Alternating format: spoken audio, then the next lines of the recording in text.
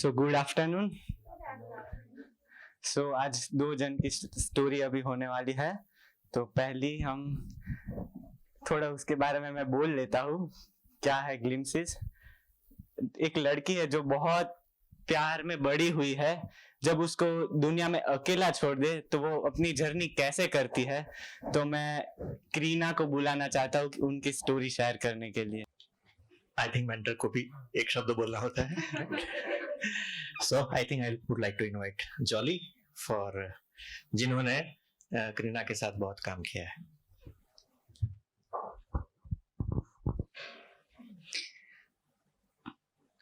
बहुत ही अचानक से आउट ऑफ यानी मुझे पता नहीं है कि मैं किसी एमएचए को मेंटर कर रही हूँ, but because she was doing the designing work of oasis का जो डॉक्यूमेंटेशन डिपार्टमेंट है, उसमें उनको जिम्मेदारी दी गई कि उनको एंड रिपोर्ट्स प्रिपेयर करने हैं।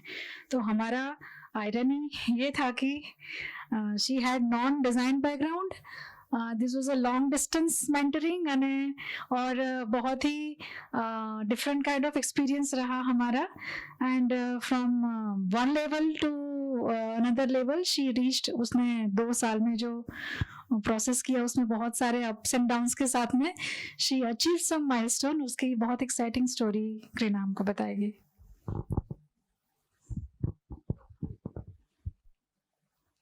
ओके, सो एमएचए की प्रोसेस तो आप सबने जान ली। वो प्रोसेस एक ही है, पर सभी की जर्नी बहुत अलग अलग डिफरेंस होती है। तो मेरी जर्नी कुछ अप्स एंड डाउन जैसी कुछ रही, बहुत ही डिफिकल्ट रही। पर एक बात बता सकती हूँ कि मैंने गिव अप नहीं करके मेरा एक जो स्टैंड लेके मैंने जो 2 साल की जर्नी खत्म की, उस पे मुझे प्राउड है। फिर अभी मैं आपको स्टार्टिंग करूँ तो ओएसिस के पहले की करीना, तो सभी को शॉक लगेगा कि मैं पहले मेरा ग्रुप बहुत ही खराब था। मैं बहुत ही यानी रखड़ू टाइप की गर्ल्स थी, यानी कि मेरा ग्रुप इतना खराब था। फिर हम स्कूल में बंक्स मार के, ट्यूशन्स के बाद में बंक्स मार के जाते थे। तो बहुत कुछ, मेरी इमेज बहुत ही खराब हो चुकी थी स्कूल और ट्यूशन्स में। पर घर पे और उसके आजू बाजू वो होता है ना, एक मेंटेन रखते हैं हम लोग कि वहाँ पे इमेज खराब नहीं होनी चाहिए। तो घर पे मैं बहुत ही बहुत ही लाडली बोलते हैं ना, तो बहुत ही लाडली हूँ मैं। एक ही लड़की हूँ और मेरे मम्मी पापा को लड़कियाँ बहुत पसंद है। तो स्टार्टिंग में मेरा बॉर्न हुआ तो पहले मुझसे बड़े मेरे 2 भाई हैं, और मम्मी को जब मेरा सेकंड वाला भाई हुआ तब मम्मी को लड़की चाहिए थी और वो बहुत ही रोई थी उस समय पे। तो नर्स ने भी बोला था कि जब लड़की होती है तब रोते, और आप लड़का हुआ तो रो रहे। तो जब तीसरी बार हुआ ना, तो मम्मी ने कंफर्म किया या लड़की है कि नहीं। यानी उस तरह से मैं बहुत प्यार से पली बड़ी हूँ घर पे। पर ऐसा होता है ना कि घर पे एक बहुत अटैचमेंट होता है। मेरा उस तरह से मेरे घर से बहुत अटैचमेंट है, और मुझसे कहीं ज्यादा उन लोगों का मुझसे बहुत अटैचमेंट है। यानी वो लोग मुझे दूर करना नहीं चाहते थे। तो जब ये खराब सर्कल में मैं आ गई थी, और अचानक ऐसा मैंने एक हरकत ऐसी की थी कि वो मेरे सर को पता चल गया कि मैंने ऐसा कुछ किया है, और वो मेरा ग्रोथ करना मानते थे। इसलिए उन्होंने मुझे मेरे वो ग्रुप से छुड़वा के मुझे एक अच्छे ग्रुप में डाला कि तू यहाँ पे रहे, संगत का रंग लगता है ना, तो तुझ में कुछ ऐसा हो और तेरा ग्रोथ हो जाए, वो ऐसा मानते थे। तो फिर मैं ऐसे कई फ्रेंड्स के ग्रुप में आई जो ओएसिस से कनेक्टेड थे, और वो लोगों का जो थॉट्स होता था वो लोग मुझसे शेयर करते थे। मुझे पसंद नहीं था वो लोगों को, मुझे वो लोग पसंद ही नहीं थे। पर वो लोग जब शेयर करते थे ना, तो धीरे धीरे मुझ में वो आने लगा, और ऐसा हो गया कि मैं भी वो लोगों की तरह मेरी लाइफ के बारे में सोचने लगी। मेरी लाइफ की वैल्यू कुछ होनी चाहिए, ऐसा मैं कुछ सोचने लगी। और फिर मैं ओएसिस के साथ ज्वाइन हुई। पर 1-2 साल मैंने लोकल ही काम किया, क्योंकि मेरे पेरेंट्स मुझे अलाउ नहीं करते थे कि मैं ओएसिस में आऊँ। तो लोकल काम किया। फिर मैंने फाइट करके, ओएसिस का भी रंग लग गया मेरे अंदर, तो मैंने फाइट करके ट्राई की, और फिर मुझे धीरे धीरे L3 में आने दिया। फिर अभी मेरी L3 के बाद में मुझे MHE का इंट्रोडक्शन हुआ तो फिर अभी वो बहुत बड़ी डिफिकल्टी हुई कि मुझे MHE के लिए उन लोगों को मनाना था। तो बहुत ही स्ट्रगल हुई मुझे उन लोगों को मनाने में, पर फाइनली मैंने उन लोगों को मना लिया और फिर आ गई। तो MHE की हमारी इंटरव्यू की सारी प्रोसेस हुई, ट्रेनिंग हुई, पर उसमें मेरा सिलेक्शन नहीं हुआ था। मेरा सिलेक्शन नहीं हुआ, पर मैंने वो ठान लिया था कि मैं जाके ही रहूंगी और कुछ करके तो दिखाऊंगी ही, मुझे जाना है। वो लोग कुछ भी मुझे कंडीशन दे तो वो मुझे एक्सेप्टेबल है। तो मेरी कम्युनिटी ने मुझे ऐसे कंडीशन दी कि तू आना है तो आ जा, पर तुझे 3 महीने के लिए हॉस्टल में रहना पड़ेगा और प्रूव करके दिखाना पड़ेगा कि तू कर सकती है ये MHE। तो मैंने स्टार्टिंग में आई तब हॉस्टल्स की प्रोसेस की, पर हॉस्टल्स अभी चालू नहीं हुए थे। तो मुझे थोड़े दिन के लिए OGH में रहने की परमिशन मिली, पर पता नहीं अंदर से ऐसा था कि मैं अभी यहाँ से तो हॉस्टल तक नहीं जाऊंगी, मैं कुछ करके दिखाऊंगी और यही महीने में मैं प्रूव कर दूंगी कि मैं MHE में रहने के लायक हूँ। तो मैंने उतने दिनों में पता नहीं, मैंने ऐसा बहुत कुछ, मुझे पता नहीं है, ऐसा मेरे अंदर वो जुनून आ गया था और मैंने कुछ करके दिखाया और सारे मेंटर्स भी एग्री हुए, मेरी पूरी कम्युनिटी एग्री हुई कि नहीं तू MHE कर सकती है और तू MHE करने के लायक है। तो ये सब हुआ। फिर अभी MHE में सिलेक्ट तो हो गई। अभी मैंने बोला है ना मेरी अप्स एंड डाउन्स वाली जर्नी रही। तो काम लिया, जॉली दीदी के साथ काम लिया, मैंने रिपोर्ट्स का सारा काम किया। स्टार्टिंग में मेरा गोल लिया था कि मेरी टीम के साथ मैंने लिया था, पर कुछ कारण मेरी टीम बिखर गई और मैं अकेली रह गई वो उसमें। और मेरा गोल था कि 3 मंथ में मुझे वो गोल कंप्लीट करना है और जॉली दीदी का अच्छे से अच्छे रेटिंग्स लेके करना है और वो सारा काम 3 मंथ्स में पूरा करना है। पर 3 मंथ के अंदर तो कुछ नहीं हुआ। मैंने वो काम खत्म करने के लिए 1 साल लगा दिया। पूरे 1 साल तक मैंने वो काम चलाया। बहुत बार बहुत सारी गलतियां की मैंने उसमें, पर वो था ना, बस वो छोड़ना नहीं है, वो पकड़ के रखना है और कुछ करके दिखाना है। जो मेरा गोल है वो खत्म करके रहूंगी। मैंने बहुत सारा दीदी को भी बहुत हैरान किया है उस दौरान, पर बस एक ही था, मुझे छोड़ना नहीं है, बस करके रहूंगी। और पूरे 1 साल के बाद मैंने वो काम खत्म किया था, पूरे 1 साल जितना हो गया था। फिर उसके बाद अभी क्या MHE में इंडिपेंडेंस की जो मैटर होती है, यानी कि प्रोडक्टिविटी, तो उसका मेरा बहुत इश्यू हो रहा था, उतना मैं कर नहीं पा रही थी। तो फिर मैंने कुकिंग का काम हाथ में लिया। सुबह हमने संजू भाई ने बताया कि कुछ काम छोटा बड़ा नहीं होता, तो मैंने कुकिंग का काम लिया। मैं जानती थी कुकिंग घर पर पहले किया था, पर एक साथ इतने 15 लोगों का, और वो भी एक साथ में बनाना, वो भी अमुक यानी कि 1-2 आवर्स में पूरा कंप्लीट करना, और वो भी अच्छे से अच्छा खाना बनाना, तो वो बहुत डिफिकल्ट हुआ। और मेरे कारण मेरे फ्रेंड्स को बहुत सफर होना पड़ता था कि टाइम पे कोई स्टार्टिंग में ऐसा भी हुआ कि टाइम पर नहीं बना सकती थी, तो वो स्ट्रगल हुई वो भी, पर वो भी मैंने फेस किया और फिर उसमें भी मैंने सीखा और मैंने कुछ करके दिखा, यानी कि वो भी फिर आ गया कि वो लोगों को भी वो एक्सेप्ट हो गया और टाइम पे मैं सब कुछ देने लगी। वो भी मेरी जर्नी हुई। और फिर वो कुकिंग का परफॉर्मेंस अच्छा था। फिर OSS का वीगन ट्रीट स्टार्ट हुआ, तो वो परफॉर्मेंस अच्छा था, यानी हमें ऐसी अपॉर्चुनिटी मिली कि हम वीगन ट्रीट्स में ज्वाइन हो जाए। तो वीगन ट्रीट स्टार्ट हुआ। वो मेरी सबसे बड़ी, मैं बता सकती हूँ कि MHE की मेरी वो वर्क की सबसे बड़ी फेल्योर हो, ऐसा मैं बता सकती हूँ। पर क्योंकि हमारे टीम वर्क में मेरा इतना ज्यादा कंट्रीब्यूशन नहीं रहा, हमारा टीम वर्क बिल्कुल भी अच्छा नहीं रहा, मेरी तरफ से बहुत सारी गलतियां हुई। पर एक चीज मुझे बहुत सीखने को मिली, शायद मैं MHE में नहीं आती तो वो मुझे पता नहीं चलता। वो एक चीज मुझे पता चली कि रिलेशनशिप में मैं बहुत ही पीछे हूँ। अगर उसमें जो मैंने काम नहीं किया तो पिछले साल मुझे बहुत ही तकलीफ होने वाली है। तो वो कुछ सीखने को मिला। अभी ये सारी चीजें हुई मेरे साथ, पर MHE खत्म हो गया। उस दौरान मेरे घर से भी बहुत सारे प्रेशर्स होते थे मुझे कि आ जा, तू ऐसा क्या कर रही है, तुझे फैमिली के साथ मिलने नहीं देते, इतने दिन आने नहीं देते, तो वो क्या काम का है, वो सब कुछ प्रेशर रहा। स्टिल वो भी मैंने हैंडल किया, फिर भी गिव अप नहीं किया। फिर जब हमारा MHE 2 years का खत्म हुआ, फिर उसके बाद जब घर पे गई तो यहाँ से तो बहुत सारे गोल्स लेके गई थी कि ऐसा करूंगी वैसा करूंगी, पर गई ना तो 3 महीने तक पूरा डाउन हो गई, कुछ हुआ ही नहीं मुझसे। यानी 3 महीने तक तो ब्लैंक थी पूरी कि क्या करूं और क्या नहीं। कुछ यहाँ पे तो बहुत सिस्टम होती है ना, तो बहुत ये कर देते हैं वो कर देते हैं, अगर नहीं हुआ तो मेंटर्स हमें पुश करते हैं कि ये करो वो करो, पर वहाँ पे कुछ है नहीं हमारे पास करने के लिए। तो 3 महीने बहुत गिर गई थी मैं, पर फिर भी 3 महीने बाद ऐसा हो गया कि वहां पे तो उठाने वाले बहुत लोग थे, यहाँ पे कोई नहीं है, अपने आप खड़े होना पड़ेगा मुझे। खड़ी हुई, और जो MHE का स्पिरिट था ना इंडिपेंडेंस का, कि वो माइंड में चल रहा था कि यार मुझे कुछ करना है, कुछ करके दिखाना है।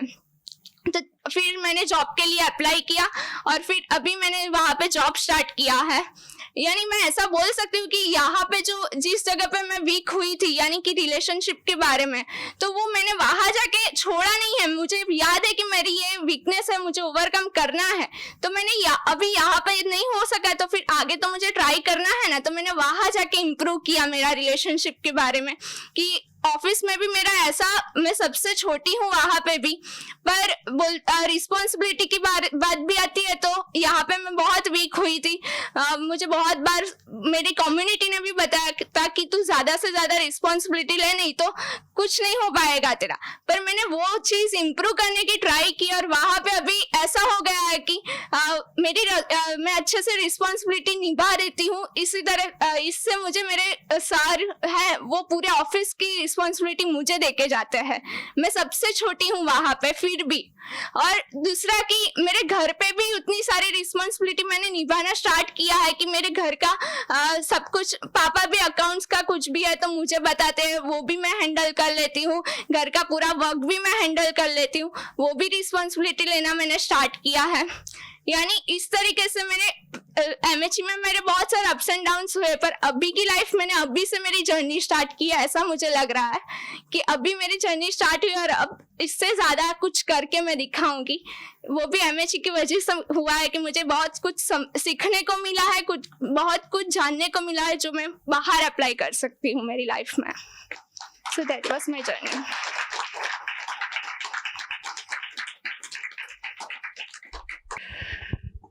करीना ने जो स्टोरी बताई वो मेंटर की हैसियत से मुझे 3 पहलू बताने हैं, ताकि बाकी के दोस्त है वो उसकी जर्नी को, उसकी सिचुएशन को ज्यादा समझ पाए। सबसे पहले तो लड़की है, बिगड़ी हुई लड़की थी, गलत ग्रुप में चली गई थी, राइट, या जिंदगी जीने का कुछ जज्बा था नहीं। तो ज्यादातर क्या होता है कि लड़कियां बड़ी होती है, पढ़ने के लिए पढ़ती है, शादी करने के लिए पढ़ती है, अच्छा लड़का मिले, शादी कर लेती है, बच्चे हो जाते हैं, चलती रहती है जिंदगी, ये यूजुअली होता है।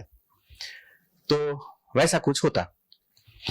अभी समझने की बात यह है कि उसने अपनी स्ट्रगल में एक चीज बताई बारी बारी कि रिलेशनशिप में वो बहुत कमजोर है। अब आप सोचिए कि इंसान की जो जिंदगी होती है, बाकी सब चीजें आप छोड़ दीजिए, लेकिन इंसान की जिंदगी है वो खुश कैसे रह सकता है?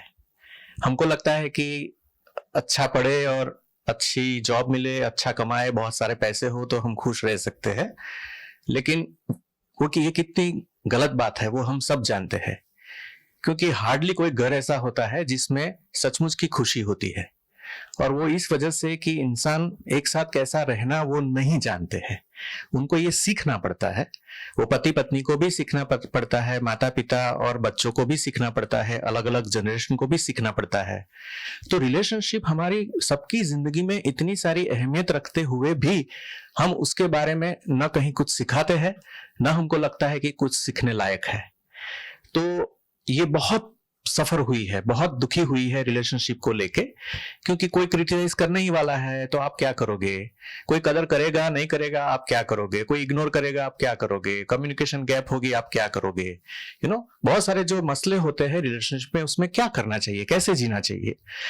तो ये एक छोटी बात है, लेकिन उसमें उसकी बहुत बड़ी सफर रही है और उसने बहुत तरक्की की है, और ये एक पॉइंट से ऐसे पॉइंट पे आई है जब उसने अपनी जिंदगी को अपने हाथ में लिया है।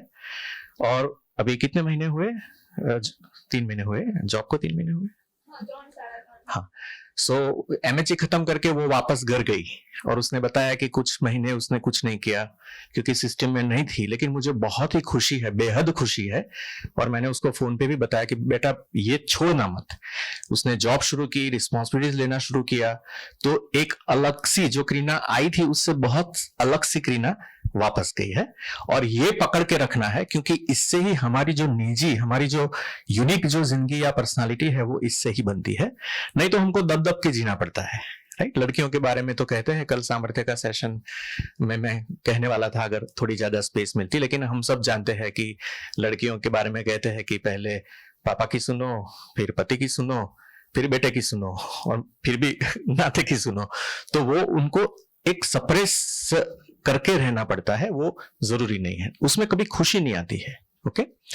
और दूसरी जो बात है उसने जो कही वो भी बहुत इंपॉर्टेंट है, कि जो उसने यहां स्ट्रगल किया वो भले 1 साल लगाया, लेकिन 1 साल में जो किया, एक्चुअली ओएसिस में 1 साल के प्रोजेक्ट को ही 3 महीने की डेडलाइन मिलती है, जो हम आपको बताते नहीं है, लेकिन हम कोशिश ही ऐसी करते हैं कि आपकी सबसे ज्यादा तरक्की कैसे हो। तो 1 साल में भी किया वो without any background in fine arts, कि कुछ कला सीखने का, फाइन आर्ट्स किया हो, कंप्यूटर ग्राफिक्स किया हो, ये सब कुछ भी किए बिना ये काम कर पाना, ये सीखने की बात है। तो सीखने की जो जर्नी हुई, कंप्यूटर के साथ की, क्रिएटिविटी के साथ की जो रिलेशनशिप हुई, वो बहुत महत्वपूर्ण है।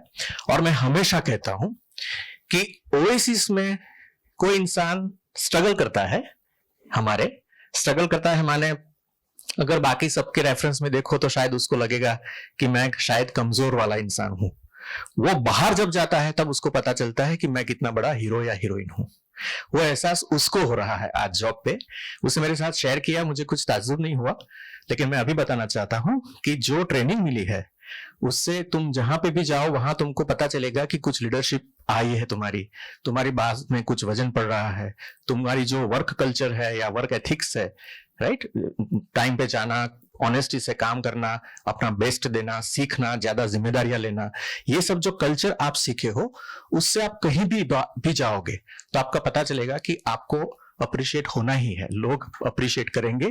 क्योंकि आज भी हमारे हिंदुस्तान में ऑनेस्टी से, क्रिएटिविटी से काम करने वाले लोग कम है। सबको जॉब चाहिए 9 to 5, किसी को काम नहीं करना है, ठीक है। जब यहां आते हो तो आप सीखते हो कि काम खुशी के लिए कैसे करें, पैसे के लिए नहीं। जब इंसान काम के लिए करना सीख लेता है, काम ही इतना प्यारा है, डूबता है, उसकी कंसिक्वेंस मिले, उसके रिजल्ट मिले, उसकी कोई रेम्युनरेशन मिले ना मिले, लेकिन काम इतना प्यारा लगता है आपको, आप काम में डूब सकते हो और काम को अपना सब कुछ दे सकते हो, ईमानदारी से काम करते हो, तो आपका अप्रिशिएशन होना ही है, ठीक है। सो आई थिंक ये दोनों चीज इसकी जर्नी से सीखने की है। I think this is another example where a girl has gone back. सब लोग इधर नहीं रहते हैं, they have to follow their own heart, they have to follow their own journey. तो वो कर रही है और मुझे बहुत खुशी है कि तुम अच्छी तरह से स्ट्रगल करके तुम्हारी जिंदगी को जी रही हो। स्ट्रगल ही नाम है जिंदगी का दूसरा नाम ही स्ट्रगल है। वो जितना जल्दी हमको पता चल जाए उतना हमारा जीवन आसान हो जाता है। Okay, so I think big hand for Reena. और तुम्हारे पेरेंट्स आने वाले हैं, आ सकते हैं, आएंगे तो हम साथ में दूसरा एक सेशन कर लेंगे। Don't worry, please convey to them, we are waiting for them. Okay okay. Sanjeev भाई के शब्दों में कहे तो एक लड़का जो इतना ओरिजिनल पीस है कि जिसको अपॉर्चुनिटी मिलती है तो कितना खेल सकता है, और वो वही मुकाम पे उसकी जर्नी चालू हो गई है और 2 साल भी खत्म हो गए। तो मैं रजनीश भाई को इनवाइट करता हूँ शेयर करने के लिए। और उनके मेंटर को भी।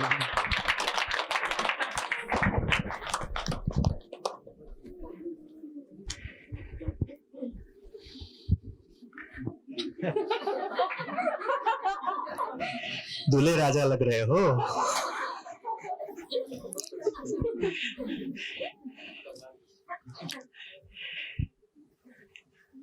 इतनी खुशी है, ये बहुत अच्छा मौका है।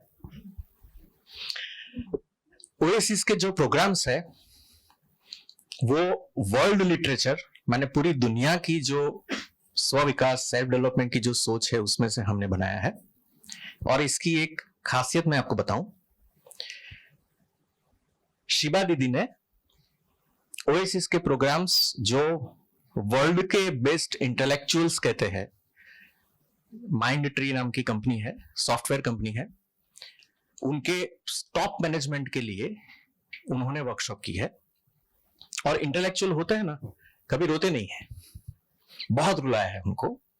और माने 2 अचीवमेंट है शिबा की, कि रुलाया भी है और कितने सारे लोगों ने हार्ट फॉलो करने के लिए माइंड ट्री छोड़ दिया।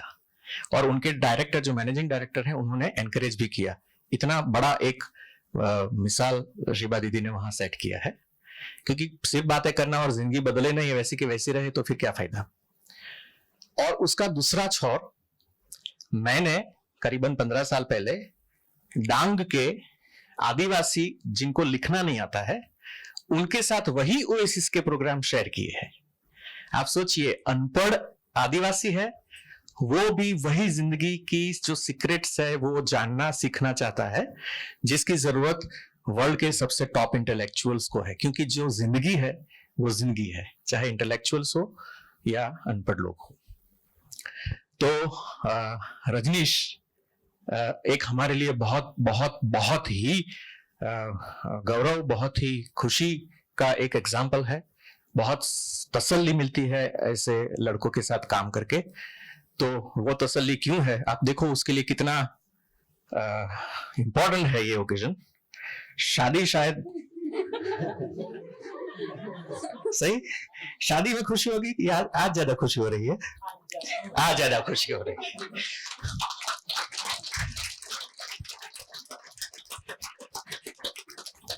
वैसे ये जजमेंट है, शादी अभी हुई नहीं है इसलिए वैसा बोल नहीं सकते। वो लड़की पे के भी डिपेंडेंट है, राइट? पहले उसकी बात सुन लेते हैं, उसके बाद। शुक्रिया पहले तो संजीव भाई का। वैसे तो सभी मुझे जानते ही है। मैं शुरू से शुरू करता हूँ। मैं डांग जिला में महाल स्कूल में पढ़ता था और 12th में था। और तभी एक सेशन हुआ हमारे यहाँ, प्रक्षा दीदी आए थे और उन्होंने एक लाइव कैंप करके एक प्रोग्राम रखा था और उनके बारे में वो बता रहे थे।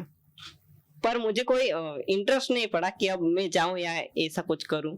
तो मैं घर चला गया था। घर से वापस आया, स्कूल में आया और फिर डीआईसी का एक दूसरा प्रोग्राम था जो डांग जिले के 80 जितने बच्चे आने वाले थे। तो मैं भी चढ़ गया था। सब अचानक से हुआ था और आया, यहाँ पे आया और देखा तो बहुत अच्छी जगह है और यहाँ पर तो बहुत कुछ सीखने को मिलता है।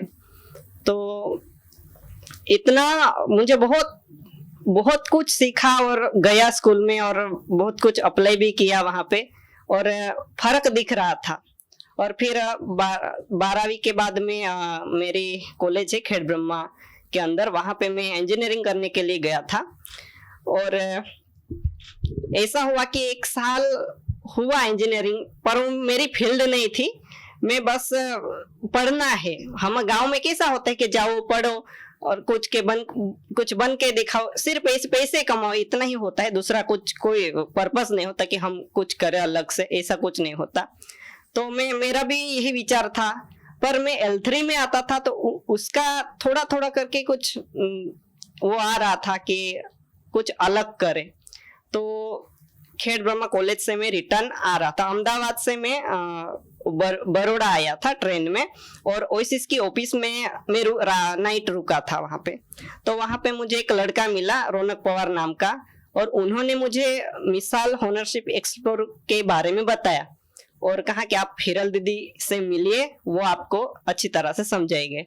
और उनको मैंने पूछा और फिर मैंने कहा कि दीदी मुझे आना ही है, पर ये बेटा ये 2 साल का आप कर पाओगे? मैंने कहा हम सब कुछ करूंगा, मुझे आप चांस तो दीजिए।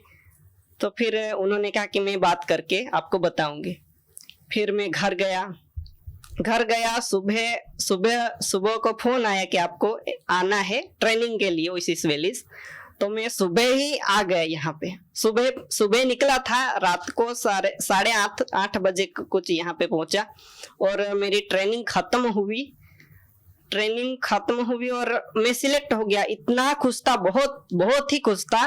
तो वो नर्मदा नदी आपको दिख रही होगी, वहां पे बोट चलती है, पर उस दिन में बहुत ही खुश था। तो मैं बोट में भी नहीं बैठा था, सिर पे बैग रख के नर्मदा नदी, उस समय पानी कम था क्योंकि वो होता है ना, तो मैं चल के, सभी नहा रहे थे, तो मुझे अंदाजा, क्योंकि मैं तो नदियों में नहाया हूँ, मैंने देखा है और मुझे अंदाजा आता है कि इसमें इतना पानी है तो इसमें से मैं आराम से चल के या तैर के कुछ भी करके निकल जाऊंगा। तो मैं वहां से मैं तैर के, इतना पूरा गीला हो गया था और मुझे पता था कि पोइचा तक पहुंचूंगा, वहां सूख भी जाऊंगा।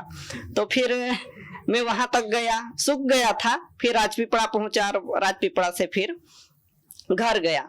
फिर प्रश्न ये था कि अब एमएचए में सिलेक्ट हो गया, पर घर जाके बोलूं क्या, 2 साल के लिए आना नहीं है, तो ये मेरे लिए थोड़ा डिफिकल्ट था।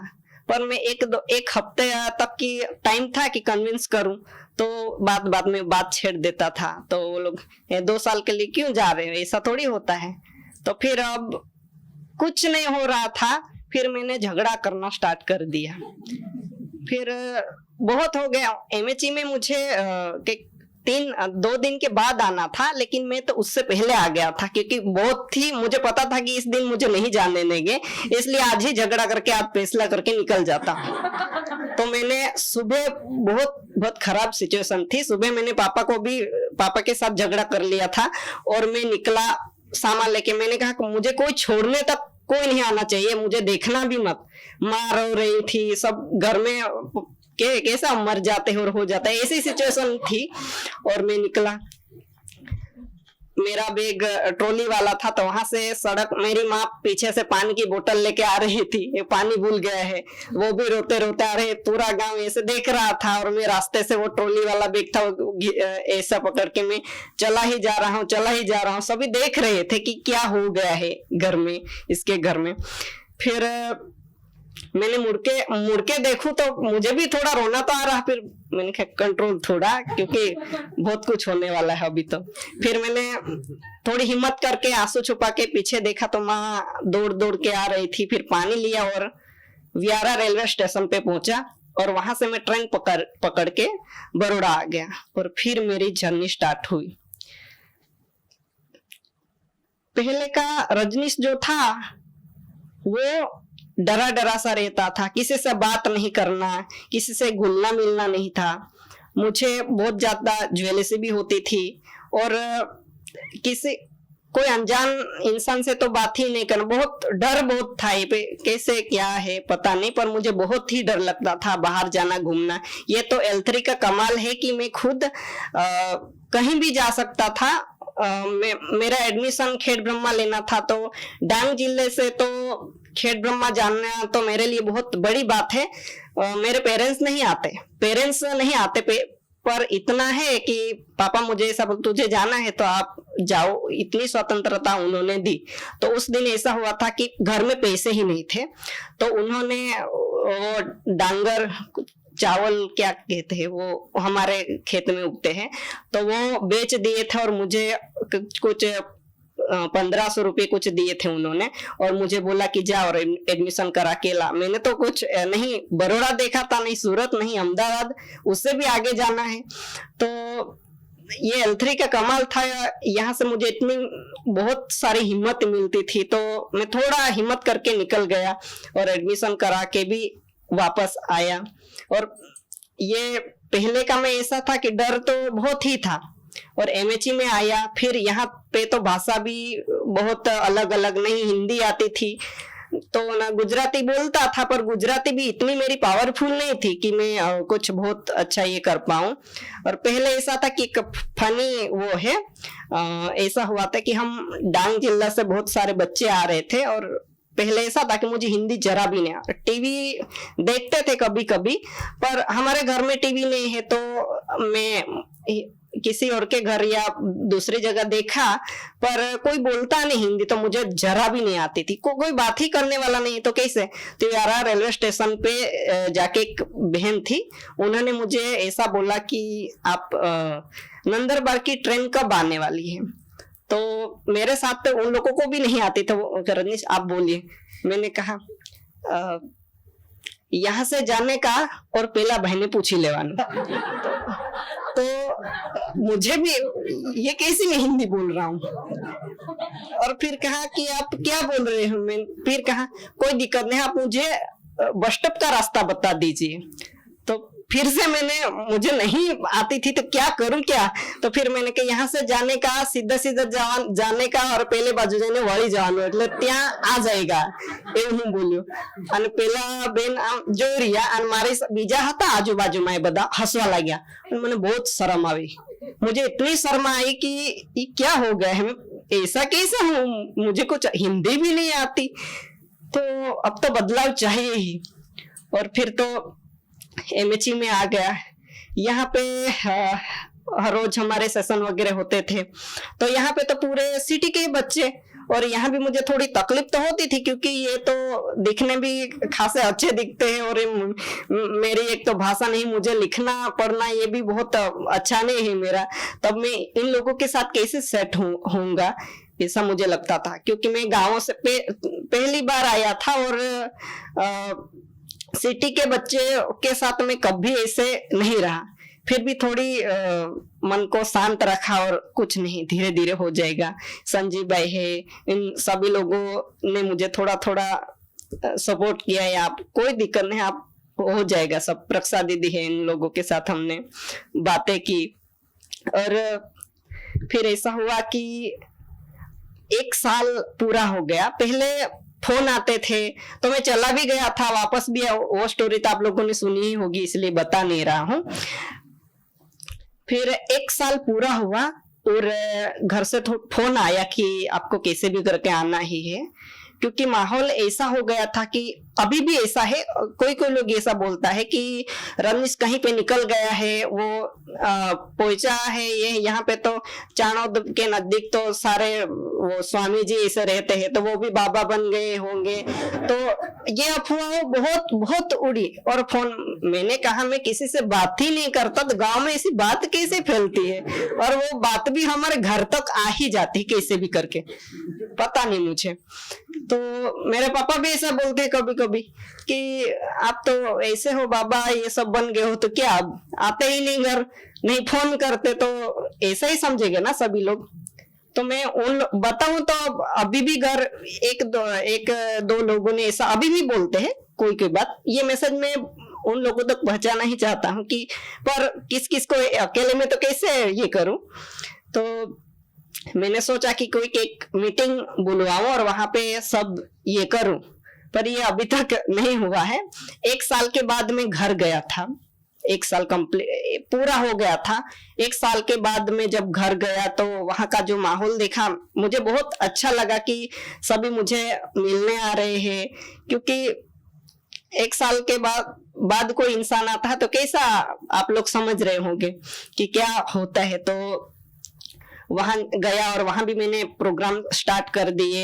स्कूलों में गया था और वहां पे कुछ सेशन लिए थे, उससे भी ज्यादा असर पड़ी। और बच्चों लोगों ने थोड़ी हेल्प की थी, क्योंकि मैंने जो प्रोग्राम किया उसकी वजह से गांव में बात फैल गई कि रजनीश कुछ अलग होके आया है। तो वो था। और फिर वापस में एमएचई में फिर आया। और यहाँ पे मेरा सपना था कि मैं घूमूं, मुझे बहुत अच्छा लगता है घूमना फिरना सीखना, बहुत अच्छा लगता है। और ऐसी जगह पे मुझे भेजा गया जहाँ पे अकेला जाना है, रहना है या ऐसा। और प्रवास वगैरह स्कूल में तो होते थे, उस छोटे छोटे होते थे, वो टेम्पो में 15 रुपये 10 रुपये दे के जाना था, ऐसे प्रवास किए थे। लेकिन लंबे लंबे दूर दूर तक के नहीं किए थे, आज तक मैंने नहीं किए थे। तो एक छोटी सी स्टोरी आपको मैं बताना चाहता हूँ। एक बार ऐसा हुआ था कि हम लोग सभी खेतों में काम कर रहे थे, और वहां पे ऐसा था कि सभी बहुत सारे लोग थे, मैं भी वहां पे काम करने के लिए गया था, और उन लोगों ने ऐसा मैं कुछ बोल पड़ा था। मैं बोलता बहुत था घर में, मुझे ऐसे बोलते कि लोग ऐसा बोलते आपके मम्मी पापा नहीं बोलते इतना आप बोलते हो, तो मुझे थोड़ा बुरा भी लगता था। पर वहां पे ऐसा मैंने बोला कि मुझे मरते मरते विमान में एक बार बैठना है, तो और अहमदाबाद है, सूरत है, दिल्ली देखना है, ऐसा मैंने बोला था एक बार। तो मैंने कहा, ऐसा मैं बोला और सभी हंस पड़े थे, बहुत ही हंसे थे, और मुझे बहुत ही दुख हुआ था कि मैंने बोला है अब करूंगा, ऐसा मैं बोल रहा था। पर सभी हंसे तो मुझे दुख तो हुआ। फिर मैंने ठान लिया कि अब तो करके दिखाना है। जब हम प्रवास गए थे तब विमान में हम जा रहे थे, तब मुझे इतना रोना आ रहा था कि मेरे आंखों में से पानी ही आ रहा था लिटरली, कि कहाँ था और कहाँ मैं उड़ के जा रहा हूँ।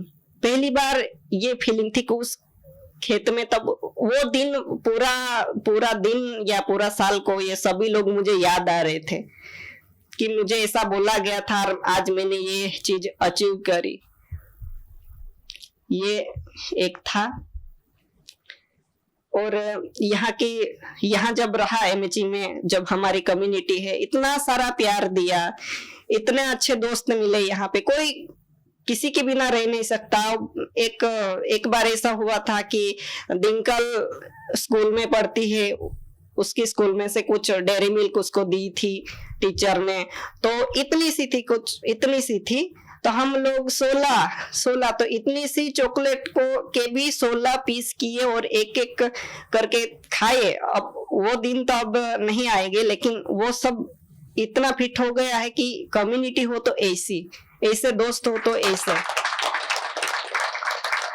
तो अब ऐसे दोस्त ढूंढना मेरे लिए मुश्किल है, पर वो दोस्त तो हमेशा मैं प्यार करूंगा और हमेशा याद रखूंगा। ऐसे हम अब 2 साल तो पूरे हो गए, वो दोस्त तो अब पता नहीं कब मिलेंगे, कैसे, तो मिलता रहूंगा, आएंगे तब। और दूसरा कि मेंटर्स जितना प्यार करते हैं हमें। एक बार ऐसा हुआ था कि दिवाली का दिन था, सभी MHs को ऐसा बोला गया कि आप लोगों को घर जाना है तो आप जा सकते हो, तो सभी लीव पे घर गए थे और मैं यहीं पे था। तो ये बड़ौदा में ही था, तो मुझे अब घर सभी गए हैं तो घर पे तो अच्छा खाना खाएंगे, ये सब मुझे भी याद आ रहा था कि मैं भी घर जाता तो कुछ अच्छा खाता या ऐसा कुछ। पर कोई दिक्कत नहीं, यहाँ पे जो मिल रहा है मैं खाऊंगा, ऐसा करके मैं बैठा हुआ था। और अचानक से वहां पे प्रीति दीदी आई और उन्होंने अंदर आए और 200 की नोट निकाल के मेरे जेब में रख दी और बोला कि आपको कुछ हेल्दी और अच्छी वाली डिश लेके खानी है। मैं कहा 200 रुपये तो दीदी, 200 रुपये में तो बहुत कुछ आ जाएगा, आप ऐसा करो आप कम पैसे दे दो। तो क्या नहीं, 200 रुपये का ही खाना है, 1 भी रुपया वापस लेके आ तुम्हारी खैर नहीं, ऐसा उन्होंने बोला। और चाहिए तो मुझे बताओ। तो मैंने कहा कुछ नहीं दीदी, इतने में तो बहुत कुछ हो जाएगा, पेट भर 2 दिन तक खा लूंगा, ऐसा मैंने बोला। तो माँ बाप जैसा प्यार जो देते हैं ना मेंटर, तो फिर घर की याद नहीं आती। इतना मुझे बोलना तो बहुत कुछ है, पर हम समय के हिसाब से भी चलेंगे। सो आज के लिए इतना ही, दूसरी बार दूसरी स्टोरी सुनाएंगे। Thank you.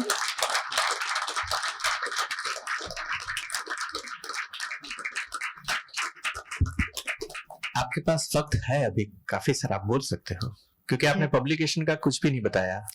ओके, ठीक है। So I think we have time till 5:15, right? 5 o'clock, right? Okay हाँ, yes, यस yes.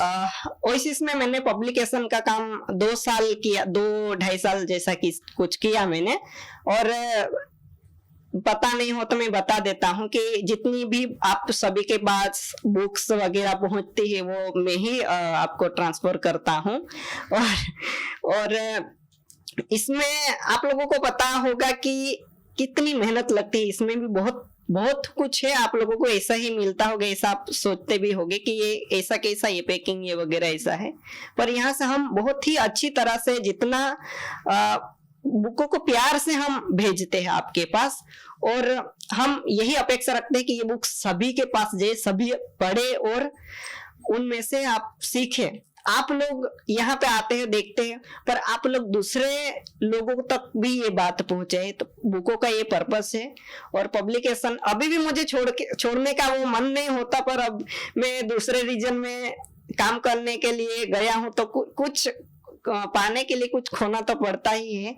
तो ये चीज एक की, और दूसरा कि मेरे फ्रेंड्स है उन्होंने मुझे बहुत ही सपोर्ट किया यहाँ MHE में टिकने के लिए, क्योंकि ऐसे कुछ दोस्त ऐसे भी थे कि वहां पे क्या नहीं फोन है, नहीं कुछ नहीं, बातें करने देते, आप करते क्या हो, बहुत ऐसा पूछते थे। कई फ्रेंड्स ऐसे थे जो स्कूल के कॉलेज के ऐसे फ्रेंड थे, तो कुछ ही ऐसे थे, उन्होंने मुझे बहुत ही सपोर्ट किया और कहा कि आप रहो, आप बहुत अच्छा कर रहे हो, आप समाज के लिए इतना सोच रहे हो, तो वहां तो आप बहुत कुछ सीख रहे होंगे, तो आप वहीं पे रहिए। ऐसा करके मुझे एक समील करके एक फ्रेंड है, अक्षय, आशीष, नितिन, कमलेश, ऐसे करके बहुत सारे फ्रेंड है जिन्होंने मुझे पुश करते हैं वहां पे। और कभी यूट्यूब वगैरह या वीडियो देखते हैं तब बोलते हैं कि आप अच्छा कर रहे हो, तो आप सिर्फ अपने वहां के लिए मत सोचिएगा, हमारे विस्तार के लिए भी सोचिएगा।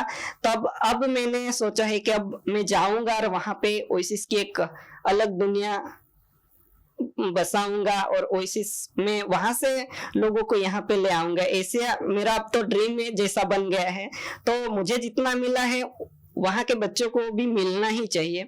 सो यही बात उन लोगों तक मैं पहुंचाऊंगा। Thank you. वो जो इंसिडेंट हुआ था जब आप कुछ एग्जाम देने गए थे नर्सिंग की, और फिर आपने वहां कुछ सेशंस लिए थे वगैरह, यस, वो जरा बता दीजिए पूरा।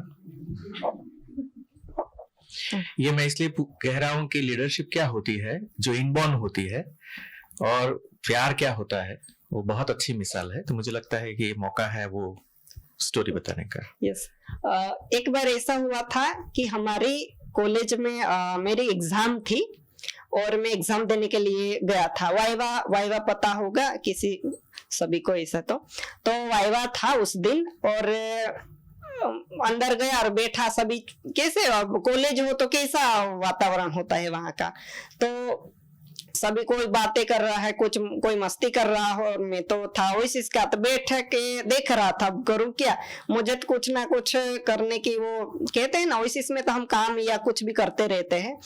तो मैंने सोचा कि टाइम वेस्ट हो रहा है यहाँ पे, तो कुछ होना चाहिए।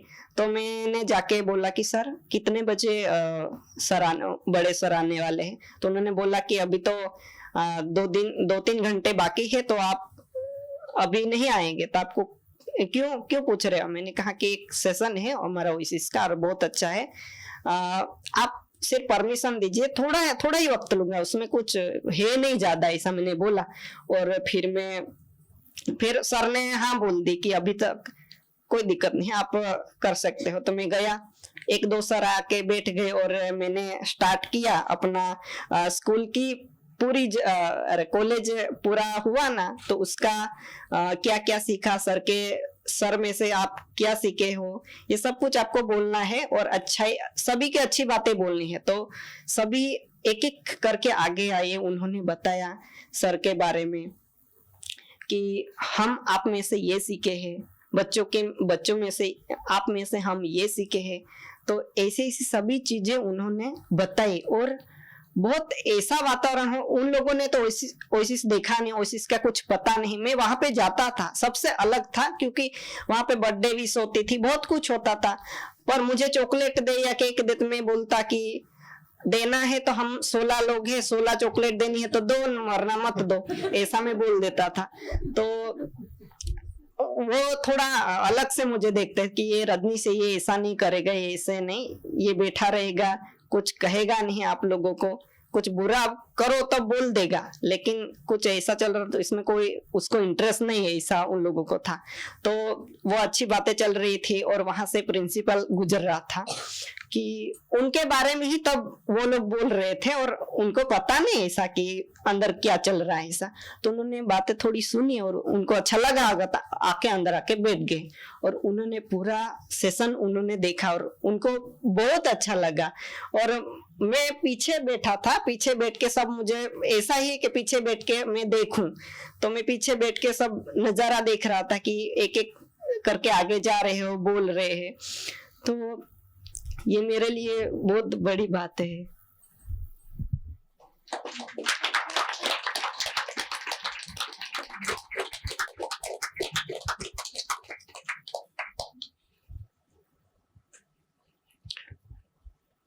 अभी कुछ है बाकी पेपर में?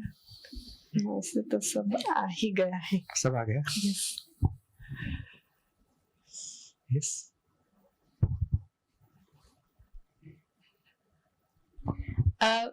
रजनीश के बारे में मुझे कुछ बोलना था। फर्स्ट टाइम मेरी जब रजनीश के साथ मुलाकात हुई थी, उसके बारे में कैसे वो अलग था वो मैं बताना चाहती हूँ सबको।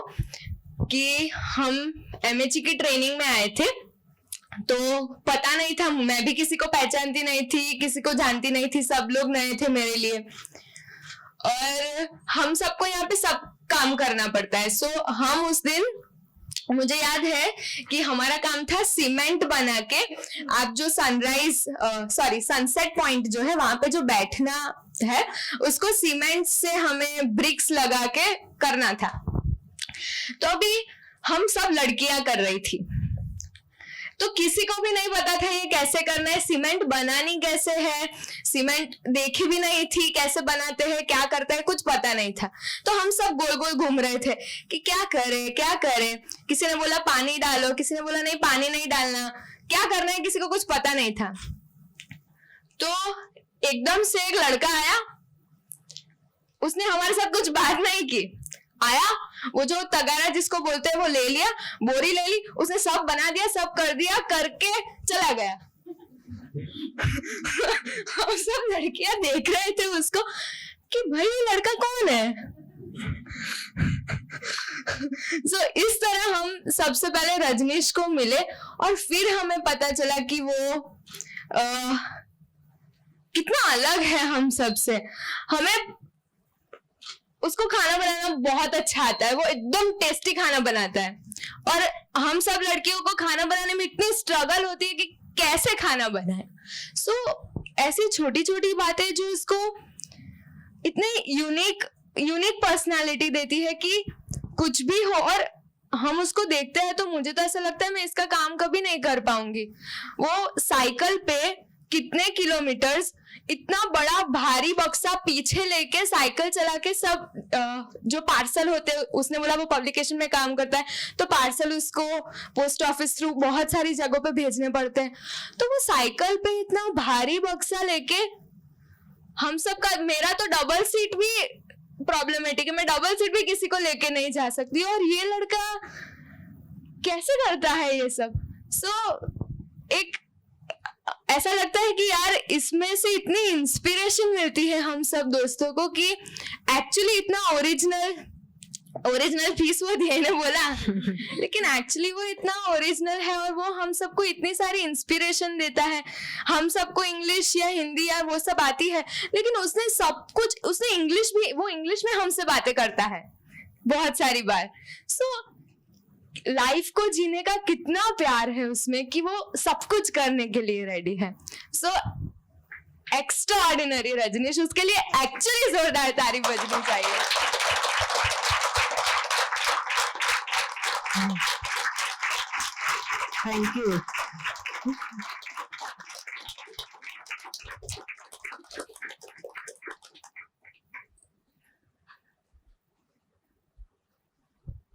थोड़ी जल्दबाजी में शायद बताते हैं, इसलिए कोई कोई चीज ठीक से कम्युनिकेट नहीं हो रही है। लेकिन जैसे अभी उसने बताया कि मैं फ्लाइट में जा रहा था, तो शायद मोस्टली सब जानते होंगे क्योंकि अलाइव उसके ऊपर पब्लिश हुआ है। लेकिन ये जो MHE बच्चे हैं, उन्होंने अपनी कमाई से अपनी पहली फ्लाइट ली अभी फरवरी महीने में, और तभी वो बहुत इमोशनल था क्योंकि ऊपर से जा रहा था, हमने बोला था डांग नीचे आएगा। वो देख रहा था खिड़की से और सोच रहा था अपने वो दिन जब लोग उसके पर हंसे थे, जब वो अपना ड्रीम शेयर कर रहा था कि मुझे भी विमान में जाना है। वो एक ऐसे एरिया से आता है जहाँ पे जो कमियां ही कमियां है, वहां जैसे बोलते हैं ना, ड्रीम देखना भी अलाउड नहीं है, यही जिंदगी है, वहां से आता है। तो इतनी इतनी भूख है, इतनी प्यास है जिंदगी की जो हमको दिख रही है। रजनीश के बारे में 2 बात मुझे एज ए मेंटर बतानी चाहिए। बहुत सारी स्टोरीज है उसकी, लेकिन वो बोल रहा है वैसे वक्त की कमी है। 2 चीज बतानी है। एक तो एक बहुत प्रसिद्ध कथा है शिक्षण माने शिक्षा को लेके, कि स्टोरी है कि एक स्कूल खोली जाती है एनिमल्स की, एनिमल स्कूल नाम है स्टोरी का, जिसमें बंदर होता है तो वो कूदने में माहिर है एक पेड़ से दूसरे पेड़ पे, मछली तैरने में माहिर है, सांप सरकने में माहिर है। तो वो स्कूल खुलती है और उस स्कूल में ऐसा तय किया जाता है कि ऐसा नहीं चलेगा कि एक ही चीज आपको आती है, आपको सब कुछ सीखना पड़ेगा। और फिर वो स्कूल कैसी हो जाती है जिसमें सांप को पेड़ चढ़ना पड़ता है, पंछी को तैरना पड़ता है। तो हाल हवाल ये होते हैं कि सांप सांप नहीं रहता है, बंदर बंदर नहीं रहता है, और सब लौलहुआन हो जाते हैं क्योंकि वो बनने की कोशिश कर रहे हैं वो जो नहीं है, जो प्रकृति ने उन्होंने नहीं बनाया है। तो हम ओएसिस में ये मानते हैं कि हर इंसान के अंदर कुछ अपनी ओरिजिनलिटी है और उसको वो बनना है, उसको किसी की कॉपी नहीं करनी है। सो पहली बात ये है कि MHE का जो प्रोसेस है वो रजनीश को रजनीश बनाता है, और हम ये देख रहे हैं वो एक ब्राइट ब्रिलियंट रजनीश देख रहे हैं जो किसी की भी कॉपी नहीं करता, सिर्फ अपनी जो भीतरी चीजें है उसको बाहर निकालता है। ये एक चीज है। और दूसरी, सुबह मैंने हर्ष की मिसाल दी थी आपको, ये दूसरी मिसाल है, वो ओनरशिप की मिसाल है। ओनरशिप का मतलब हम करते हैं कि ये मेरा काम है, काम की ओनरशिप, किसी चीज को अपना मानना, माने पैसे मिलते हैं नहीं मिलते हैं कोई चीज की परवाह नहीं है, ये मेरा काम है। उसकी 2 मिसाल देता हूं मैं। ये इतना सारा उसने कुछ भी नहीं बताया उसके बारे में, लेकिन वो पब्लिकेशन डिपार्टमेंट का इंचार्ज था, उसका डिस्पैच जो डिपार्टमेंट है वो, और बहुत सारे ऑर्डर्स हमारे आते रहते हैं, डेली बेसिस पे करना पड़ता है। प्रीति दीदी का स्पेशल मैसेज है इसके बारे में। कितना वेट है तुम्हारा? 37 केजी का लड़का 20 25 केजी के बड़े बड़े पार्सल लेके जाना, डालना, लाना, चढ़ाना, स्टोर में करना, अकेला वो करता है। और उसको न थकान लगती है, न उसको वक्त की परवाह है, कुछ भी नहीं, एक दिन की बात नहीं है, वो करता ही जाता है, करता ही जाता है। एक बार उसने मुझे बोला कि मुझे आपसे बात करनी है। मैंने बोला अच्छा क्या बात है? उसने मुझे बोला कि नेक्स्ट किताब कब लिख रहे हो? मैंने बोला भाई तेरे को क्यों जानना है, मेरा टाइम टेबल। बोलता है कस्टमर मुझे बोल रहे हैं कि किताब कब आ रही है, मैं जवाब क्या दूं उनको? हमारी किताबें कुछ कुछ अरसे पे निकलनी चाहिए कि नहीं? मैंने बोला बाबा लिख दूंगा जल्दी।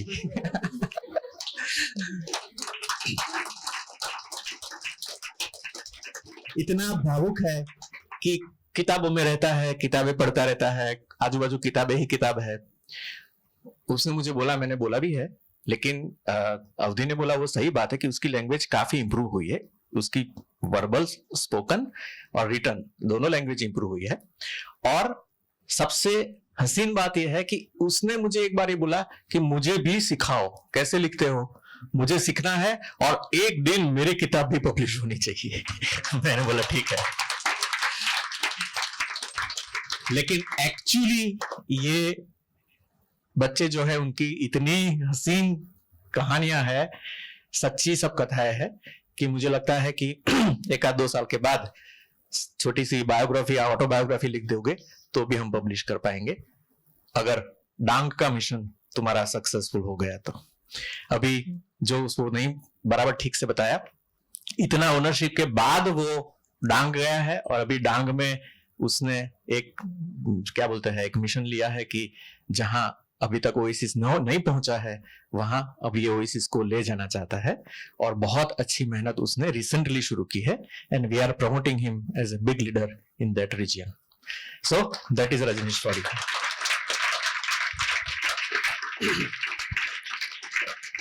सो पापा,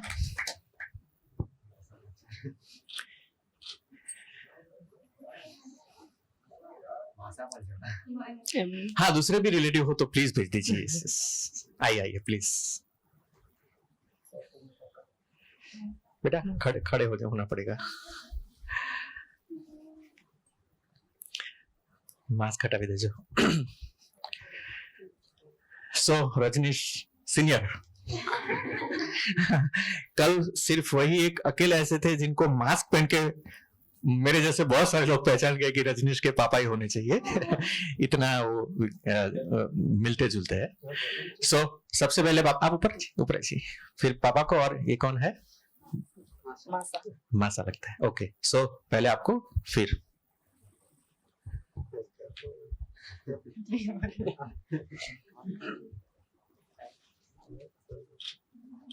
क्यों लाग्યું? હારું. જરા વિગતવાર વિગત ગુજરાત આ ગુજરાતીમાં બોલવાની ગામની ભાષામાં ગામની ભાષામાં બોલો. ગામની ભાષામાં બોલ. આમાં કેવું હતા? वो कोड़ा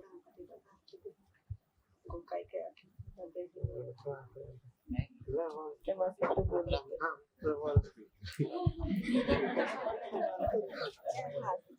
મને ચાલો હું તમને પ્રશ્ન પૂછું એક જ આપો.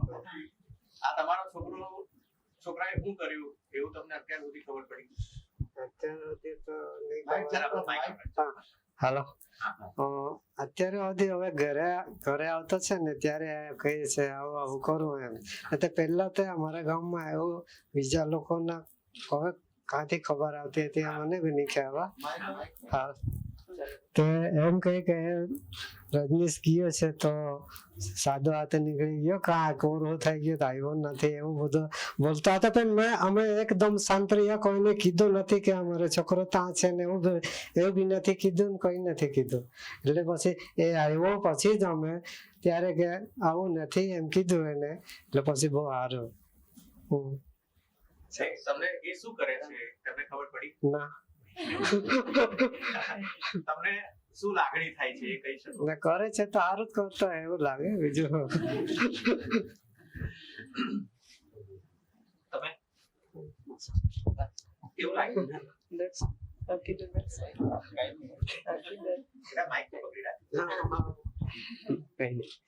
ગામમાં કેવો હતો તમને કેવું લાગે? આ જગ્યા કેવી લાગી? સારું લાગ્યું. અને આ છોકરાઓ જે પોતાની વાત કહે છે એમાં તમને ગમ્યું. શું ગમ્યું તમને? સારામાં સારું શીખવા મળ્યું એ લોકોને. હવે ગામમાં આ રીતે તો આવું એ કોઈ જાણતો નહીં હતો, કોઈના હાથે બોલે નહીં, શરમાળ છોકરો હતો, હાથે ઘરે બેહીને વાત નહીં કરે. બાકી આ બાજુ નીકળી આવ્યો પછી અમને ખબર પડી, બધે ઘરે ઘરે ફરતો મળવા આવે અમને, તારે જાણ્યું એને.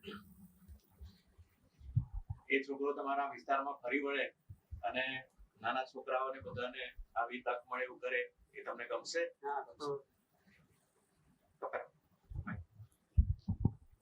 હા ગમશે. એને માટે ઘરે બહુ નહીં આવી શકે, દેશમાં ફરતો રહે તો ચાલે? ચાલે ને. આજુ બધી આવે ભલે નથી. और कुछ पूछना चाहते हैं आप लोग तो पूछ सकते हैं पापा को के मौसा को.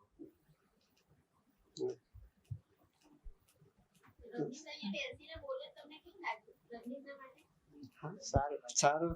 આ તમને શું લાગણી થાય કે જરા વિસ્તારથી કહી શકો તમે? હા, થોડું વિસ્તારથી. આવે પછી અહીંયા વાતો કરી તો બહુ સરસ ગમી એમ. પહેલી જો ખાતે બોરડ આવ્યો ને બરોડા પહેલી વખત. હા ત્યાં આવેલો નહીં. ઓકે